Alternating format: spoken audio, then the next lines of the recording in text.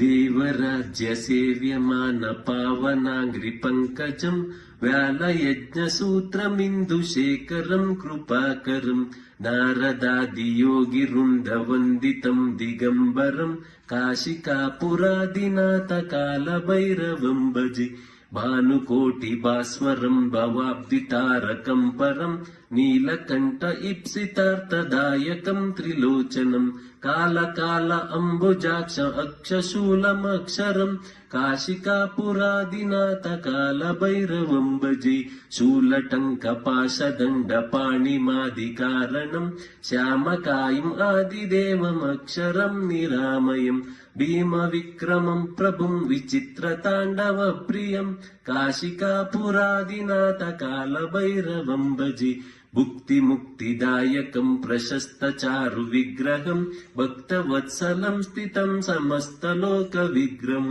विनिक्वनं मनोज्ञहेमकिङ्किणीलिसत्कटिं काशिकापुरादिनाथ कालभैरवं भजे धर्मसेतुपालकं त्वधर्ममार्गनाशकं कर्मपाशमोचकं सुशर्मदायकं विभुं स्वर्णवर्णशेषपाशशोभिताङ्गमण्डलं काशिकापुरादिनाथ कालभैरवं भजे रत्नपादुका प्रभामि रामपादयुग्मकं नित्य अद्वितीयमिष्टदैवतं निरञ्जनं मृत्युदर्पनाशनं कराळनृष्णमोक्षणं काशिकापुरादिनाथ कालभैरवं भजे अट्टहासभिन्नपद्मजाण्डकोशसन्ततिं दृष्टिपातनष्टपापजालमुग्रशासनम् अष्टसिद्धिदायकं कपालमालिकान्धरं काशिकापुरादिनाथ कालभैरवं भजे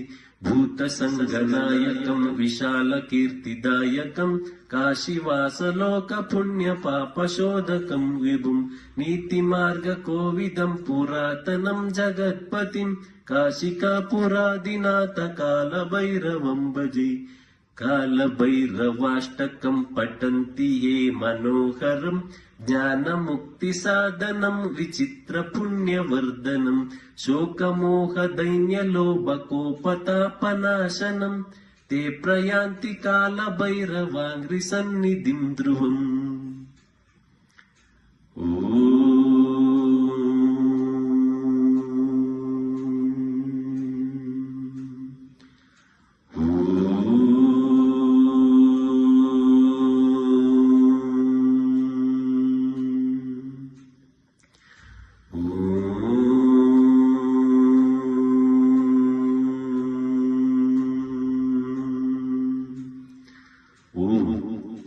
ಅಕಾರ ಉಕಾರ ಮಕಾರ ಮೂರು ಸೇರಿ ಓಂ.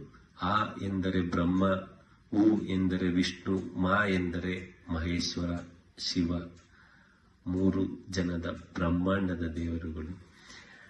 ಈ ವರ್ಷ ನಮ್ಮೆಲ್ಲರಿಗೂ ಅತ್ಯಂತ ಪವಿತ್ರವಾದ ದಿನ. 144 ವರ್ಷಗಳಿಗೊಮ್ಮೆ ಕುಂಭಮೇಳ ನಡೆಯುವಂತಹ ವರ್ಷದಲ್ಲಿ ನಾವು ಬದುಕಿದ್ದೀವಿ. ಅದೇ ಶಿವರಾತ್ರಿ. ಇದು ನಮ್ಮೆಲ್ಲರ ಪುಣ್ಯ. ಎಲ್ಲರಿಗೂ ಒಳ್ಳೆಯದಾಗಲಿ. ನಮಸ್ಕಾರ. ಅಕ್ಷರಂ ಕಾಶಿಕಾಪುರಾದಿನಾಥ ಕಾಲಭೈರವಂ ಭಜೆ ಶೂಲಟಂಕಪಾಶದಂಡಪಾಣಿಮಾದಿಕಾರಣಂ ಶ್ಯಾಮಕಾಯಂ ಆದಿದೇವಮಕ್ಷರಂ ನಿರಾಮಯಂ ಭೀಮವಿಕ್ರಮಂ ಪ್ರಭುಂ ವಿಚಿತ್ರತಾಂಡವಪ್ರಿಯಂ ಕಾಶಿಕಾಪುರಾದಿನಾಥ ಕಾಲಭೈರವಂ ಭಜೆ भुक्तिमुक्तिदायकं प्रशस्तचारुविग्रहं भक्तवत्सलं स्थितं समस्तलोकविग्रहं विनिक्वनं मनोज्ञहेमकिङ्किणीलिसत्कटिं काशिकापुरादिनाथ कालभैरवं भजे धर्मसेतुपालकं त्वधर्ममार्गनाशकं कर्म